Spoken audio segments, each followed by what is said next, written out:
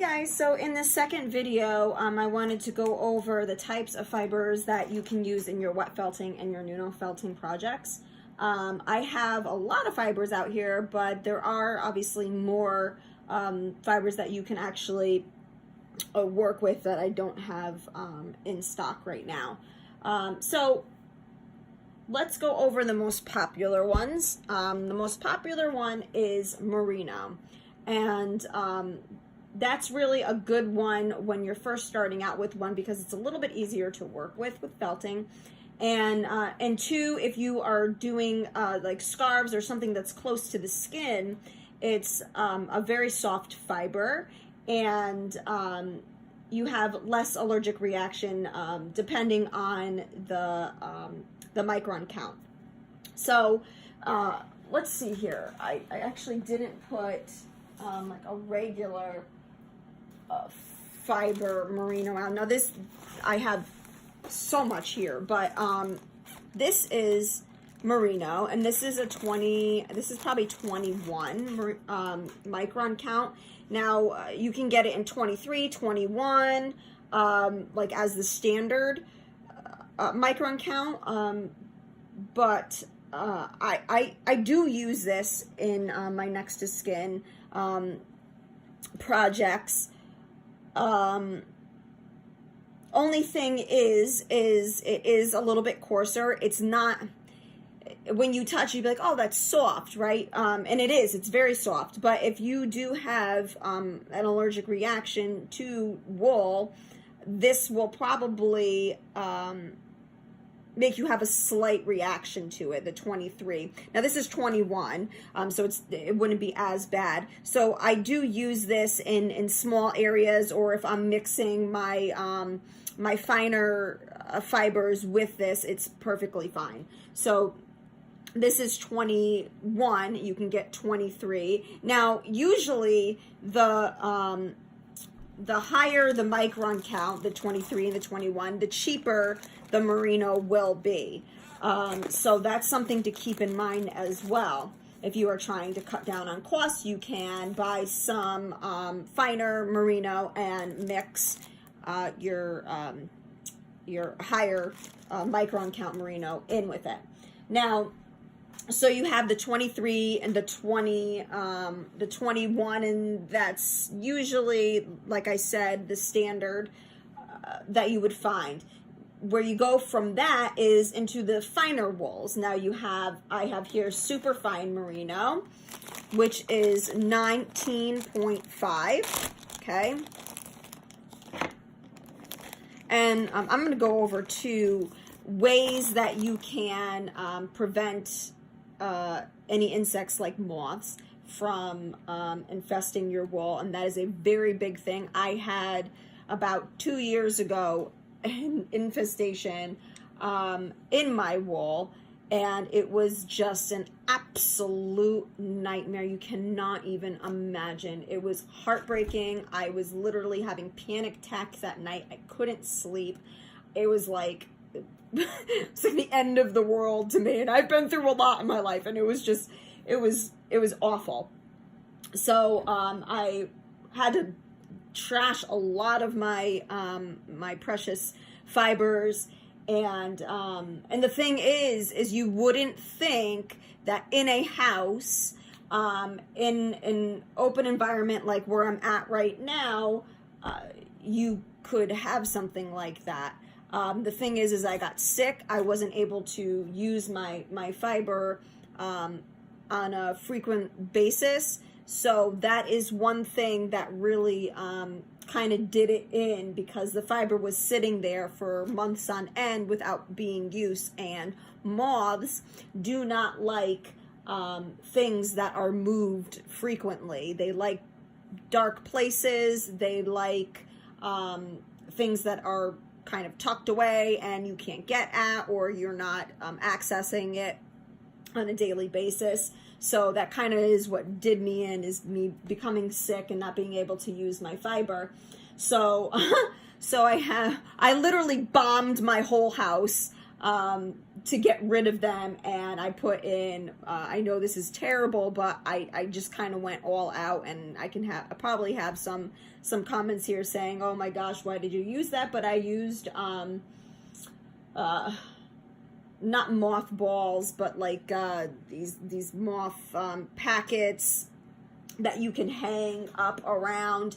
And to be honest with you, I did it. I was desperate. I'm still desperate. I don't want it to ever happen again. I got these cedar balls that you can buy online. I hope you guys can see this. I'm not really sure if you can. Okay, so these are cedar balls.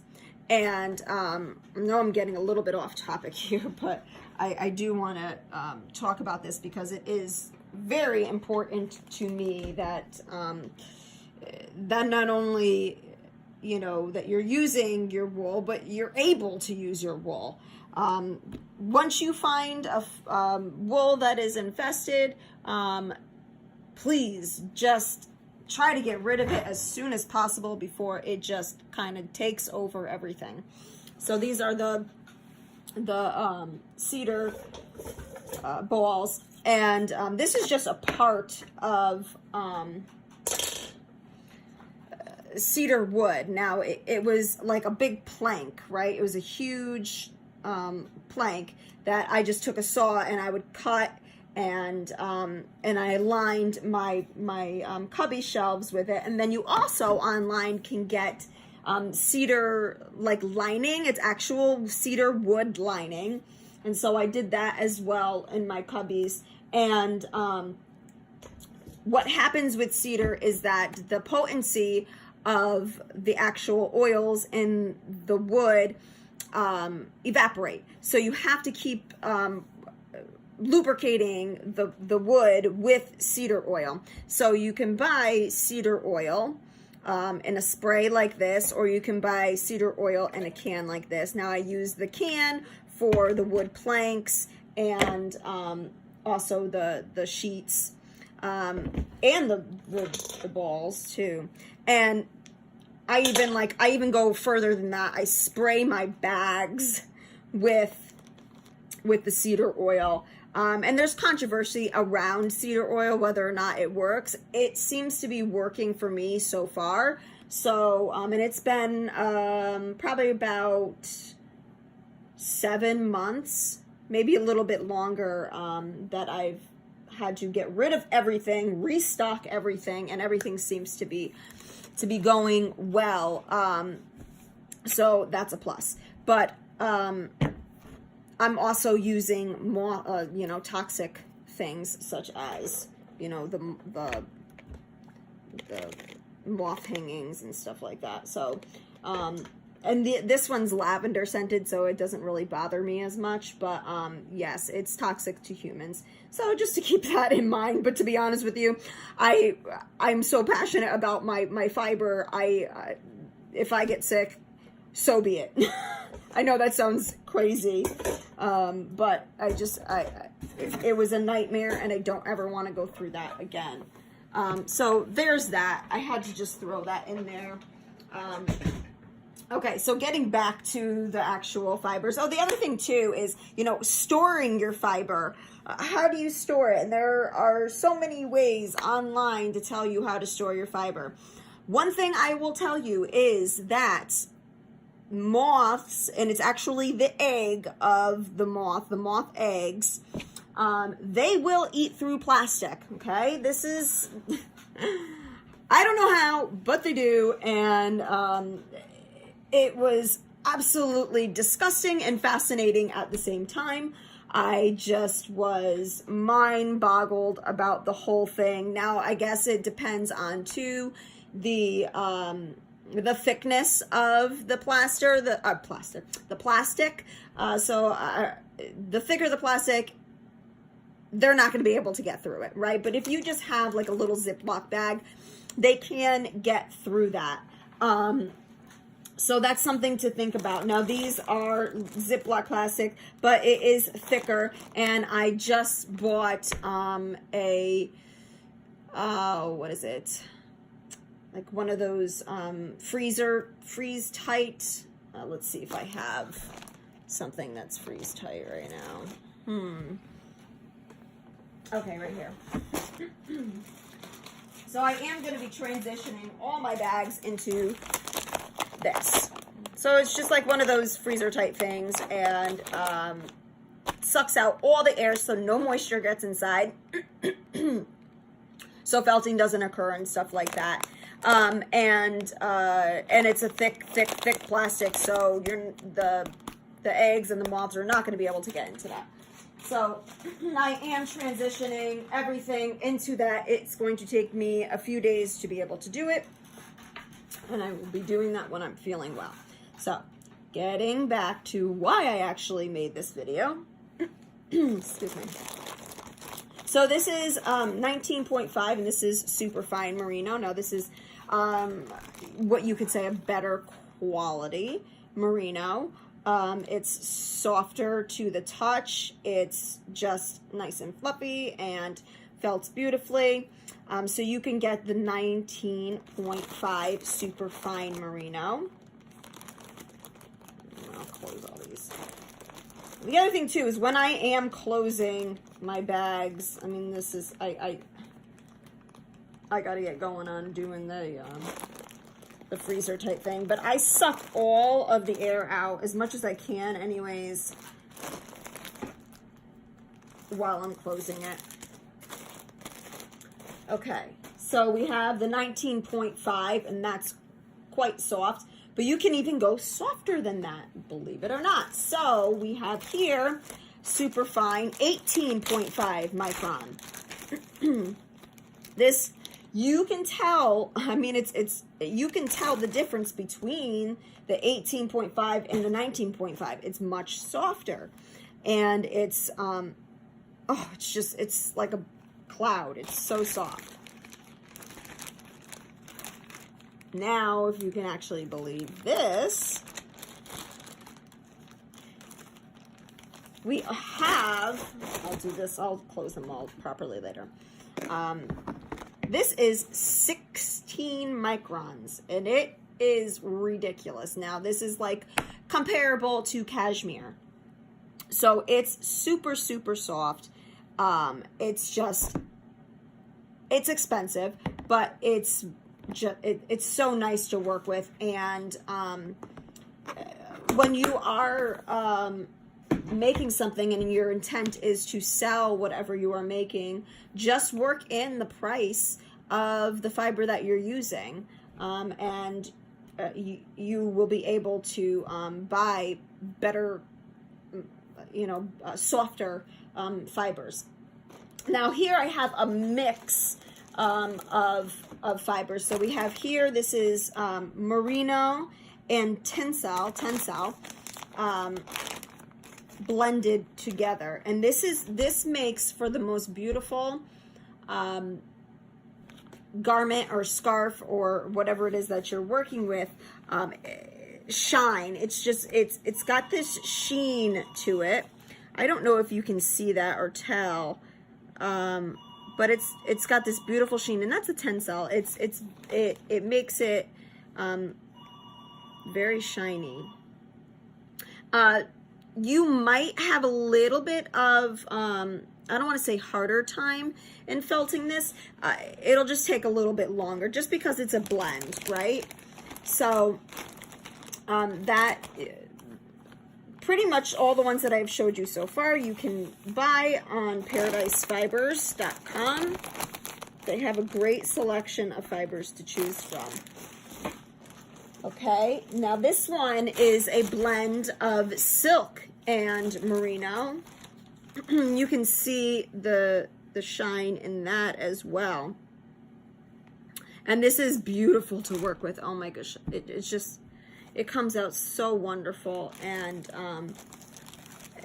I just love working with it. Now the blended fibers are more expensive, of course, but you get a great effect to your fiber. I mean your piece. So this is pre-felt, and this is Merino pre-felt, and it's superfine Merino pre-felt. And pre-felt is basically where they take the fiber, they put it in a machine, like a carding or a needle felting machine, a bunch of needles going down like this, thousands of times until it becomes this sheet of looks like fabric, of batting, right? And it's super soft. And the great thing about this is you can get it in a bunch of colors, and you can cut out shapes. Let's say you want to, you know, make particular flowers, or you want to make different shapes. The best thing about this is you can get those hard lines, whereas when you're felting, you're adding fiber. Sometimes you have that migration and the moving of the fibers, and this is just a great way to kind of get those sharp lines that you would want. So it's also good too, I mean, if you are making a garment and you want to use this as the bottom layer, as in like the pattern, you can cut the shape out of your garment and then embellish that. So it's great for that as well. Okay, so since we're talking about like a bat, this is actual bat. Okay, let's see if I can open this up here. Now, bat is pretty much the same concept. So they take fibers, they card it, and you know, they put it in all different directions, and you can see it's just like a bunch of fibers all meshed together. So this is called bat. Excuse me. And this isn't Merino. This is New Zealand, I think. I'm not sure. I'd have to go all the way over there and look. So, but this is a more coarse fiber. I use this and this one too as well. Oh, geez. I don't know if I really want to open it. But, well, this is basically the same thing, just in black, okay? Sorry, I don't really feel like opening it. But it's the same thing as this, just in black. I can use this for bird houses, as it gives it more of like a steady structure, like, so this gives it that sturdiness that projects like that do need. Okay, so I'm just gonna move on here, make some room for all the other, now what's this one? Okay, because this is a cross wool. Okay, this is Corondale. Now this is a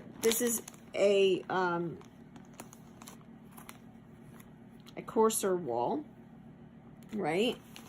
So you can see that it's a coarser wool, and you can feel it with the touch, right? So this is probably around I'd say maybe 30 microns, 28, 30, maybe 32. So like I said, the higher you go in the number of microns, the coarser the fiber is. This is great too for wall hangings, any framed art that you want to do, purses, anything that really needs more of a structure to it. This is really great. You can use this in a felted soap. So yeah, anything that you just want a kind of like heavier hand to whatever project it is that you are making. Okay, so there's that one. Now we're going to go on to mohair. Now this is milk fiber and mohair. So this is a mix. You can get this on Paradise Fibers. And milk protein fiber is really cool to work with. It gives some great texture. But this is a blend of that and mohair, and it's just, oh my gosh, it's so soft and it's so beautiful. Mohair is a little bit more difficult to felt, but the effort is worth it because it's absolutely gorgeous. It's soft. It's just a great fiber. You can find, what you're probably used to hearing with mohair is mohair locks, right, the curls, and those are just so beautiful to work with. They give great texture and dimension to your project. So next I'm going to go with, this is an unknown, okay? So actually I have more of an unknown in here actually. This might be Merino, and this is probably a 23, and it's kind of felted. I've had this for quite a long time. I'd say probably about 6 years. And don't know why I'm holding on to it. I'm sure I can use some use for it, so that's probably why I'm holding on to it. But this is about 23 microns, and you can definitely feel the coarseness to it compared to the superfine Merinos. And I put it in here with my my unknown fiber, and you can buy, you know, crossbreed unknown blends online. They are cheaper. You just kind of have to experiment with them in the beginning to see how they're going to felt and just kind of work with it. This one it works awesome. So, you know, I don't remember where I got it from. I will, if I can find it, I will add the link below to where you can find it. What did I use this with? I use this with my, if I want to fill, if I don't want to use my more expensive fibers in the beginning, if I need more of that, like I said, structure stability underneath, I will use this in my wall hangings, my birdhouses, purses, things like that. So this is a great fiber to use to save on cost, okay? And like I said, I will add that link below if I can find it, so you can try it out yourself. But if you do go online and you are looking and you find a place that has a crossbreed, the price of it is great. Check it out. I mean, it is fiber, so it should felt. It just how long it takes and what kind of technique you need to do to make it to felt completely. So there's that.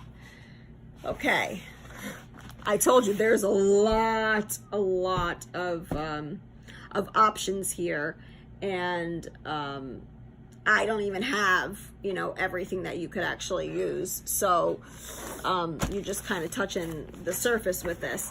Now, this is a blend. This is Merino yak, and yak is very soft. And it's so earthy and beautiful, and you can see the bounce to it. It's really a beautiful fiber, and it's a very expensive fiber, but it's really great to work with. Now I have the Merino yak, but I also have yak and silk, and this is a yak and silk blend.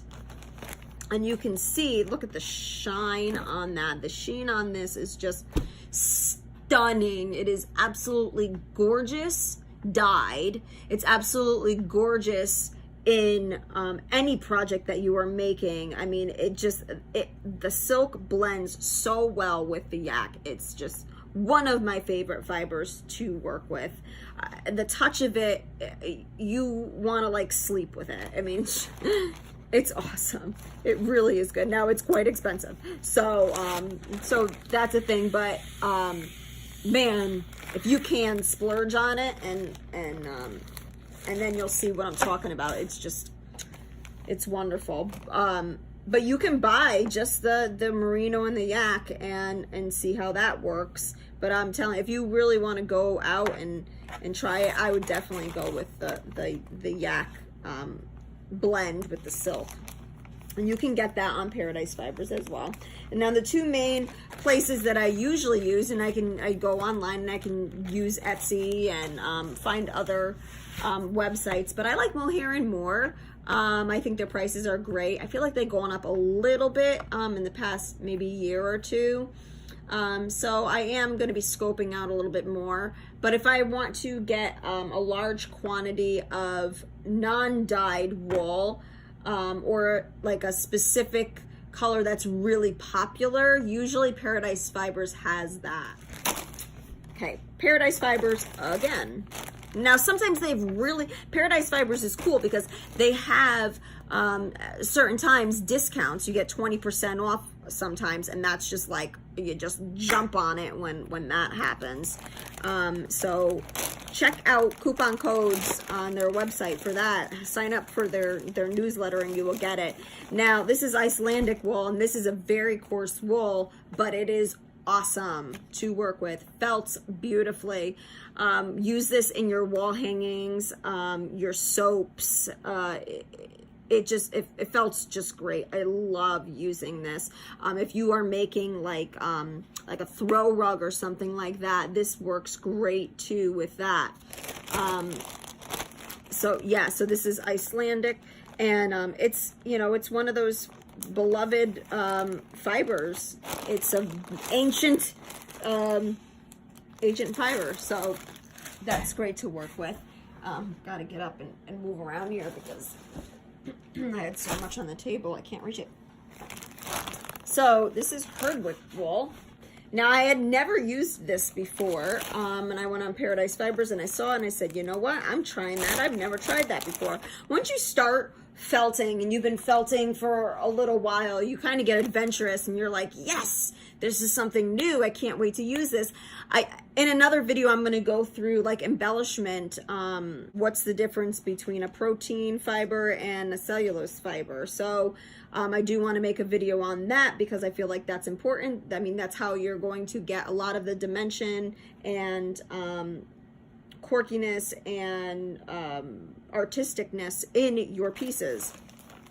So this is a very coarse fiber as well, really hairy. I mean, you can see that, quite hairy, but it works great. I use this, you know why I use this in a lot of my, in my wall hangings. I like to use it as like a weave. I don't know if you've ever seen like those wall hangings that are, oh, what do they call them? It's like someone can probably comment on here and let me know. I know as soon as the video is done, I will remember what it is, but it's those weaving wall hangings. My gosh, I don't know what it's called. Okay, but I like to use that in there because it gives it a fuller effect, and it's hardy. You know, it's a very sturdy fiber, and it's hairy, and it's just really cool. And I do actually use it sometimes in my felted soaps. I think it lathers very nicely. So there's that one. Close this. Sorry, this is a long video as well. So, but I wanted to make it as informative as I can for you guys, so you're not kind of in the dark about, you know, oh, well, what should I buy? Okay, so these are all alpaca fibers that I have. Now this one's a bat alpaca. So it's like this bat, but it's alpaca. And alpaca is generally hypoallergenic. So people who have allergies, usually 99% of the time, they don't have a reaction to alpaca. So this is a bat, and this felt great too.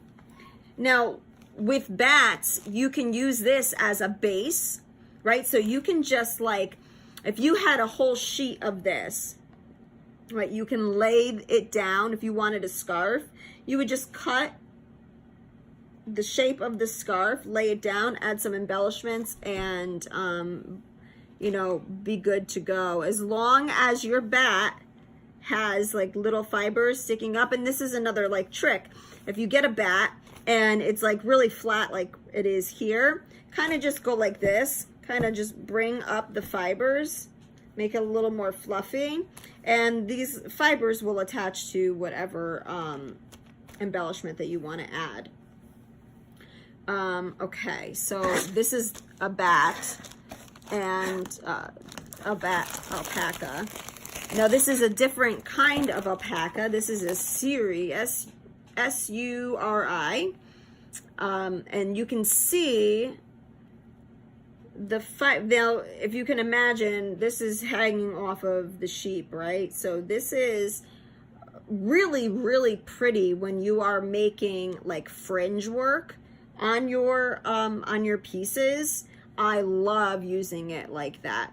I mean, your imagination can go wild with this. Now, this is a little bit harder to felt with. So if you are doing a fringe, you kind of want to pull it apart, maybe add some fiber rolled up. Now let's just pretend this is the black one, right? So I would take some fiber, roll it up in like a little ball like this, place it at the end, and that'll help it stick to whatever it is that you're sticking to. Now, if you have, okay, let's say you want to do multiple layers, right? You want something like this. Let's try like this. Something like this, where you have one underneath this one, you have this one here, this one underneath here. Now, in order to do that, you would want to add a piece of plastic, which we call a resist, anything in between here that can prevent these two from felting together while you're felting, okay? All right, so there's that. Love working with this. I got this online at Homestead Fibers. I'll put the link below. I think it's called Homestead Fibers. I think it's now called Sanctuary Wool. I think they changed the name, but the woman there is so sweet. I've been working with her for years now, and she's just, oh, she's amazing to work with. I love her. And she, you know, she's really great to her customers. Now this is a fine count alpaca. This is just white, but you can see the alpaca has a shine to it. It's really pretty. It's just great. So yep, so that's good to work with too. Felt's great. Now what do I got left? Oh, I think I have only 2 more left in my stash. I had ran out just like, I think it was probably like a week and a half ago, of my cashmere. Let's pretend this is real cashmere. I have some fake cashmere here. When you are making something and you are using fake anything, you need to add a protein fiber to that in order for that synthetic fiber to actually felt. So that being said, let's pretend this is my real cashmere. Oh, the other thing is too, is when you are using, like I said before, when you're using cashmere or more expensive fibers, yak, buffalo, all those things, you want to price your piece accordingly. Now, I would price the faux cashmere accordingly. This is absolutely not as expensive as real cashmere, but I would add the price of how much it would be to add to my piece. So if someone, the other thing too, if someone is allergic to cashmere, you can mix this with alpaca, right? And you're good to go. But gosh, this is so soft. I'm sorry, I'm like losing my mind here. It's just so soft. It is a cloud. Pretending that this is real cashmere, it's just a dream to work with. It can be a little bit more difficult because the fibers are so fine. It's going to take a little bit longer. The fibers do kind of slip. It's almost like if you're using Angora. Now, people do have large reactions to Angora, so you have to keep that in mind when you are selling something. Make sure the person is aware that that they could have allergic reaction. And usually what I say, if you make them aware of it, they buy it, okay? they've already know, okay? So they know that they could have an allergic reaction to it, but they already bought it. So all sales are final at that point. If they are completely aware and they have the knowledge that it could happen and they still buy it, okay, all sales are final. You've already disclosed that, okay? So don't feel bad about that. All right, but this is a great fiber. I love using Angora. I just absolutely love using it. The texture that I get from it, I love using it in my like cobweb designs, ones that have like the holes in it and stuff. I just love using it because it works really, really great.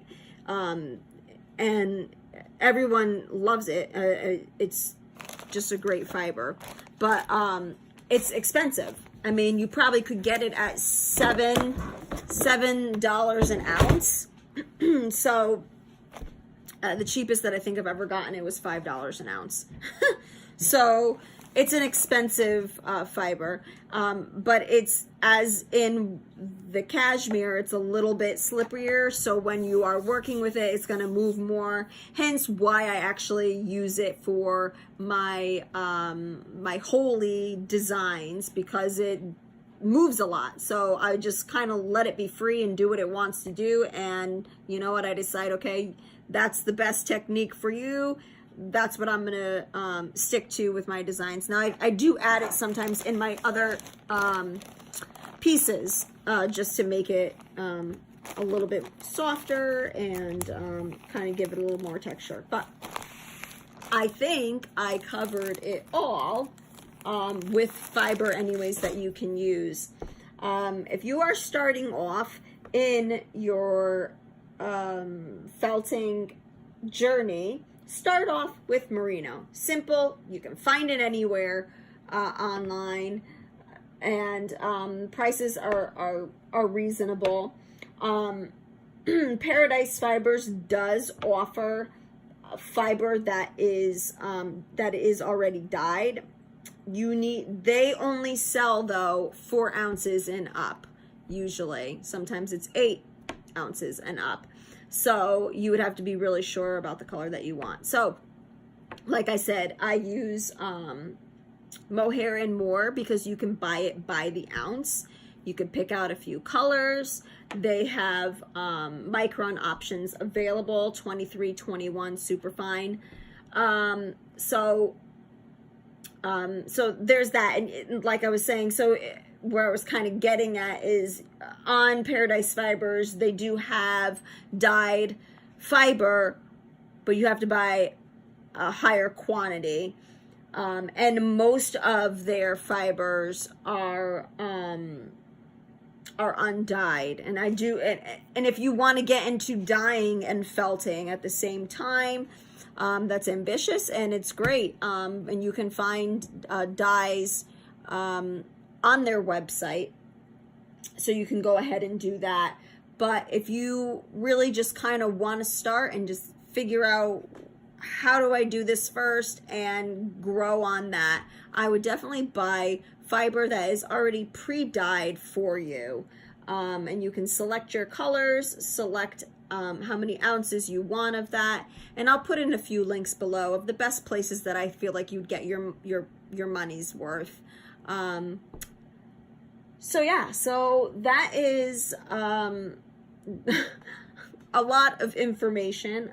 If you have any questions, which I'm sure you will, because I probably missed a whole bunch, but if you have any questions, please let me know. This next episode, I might go through embellishments, or I might go through the supplies that you actually need besides the fiber to be able to start your felting. Okay? All right. Thanks, guys.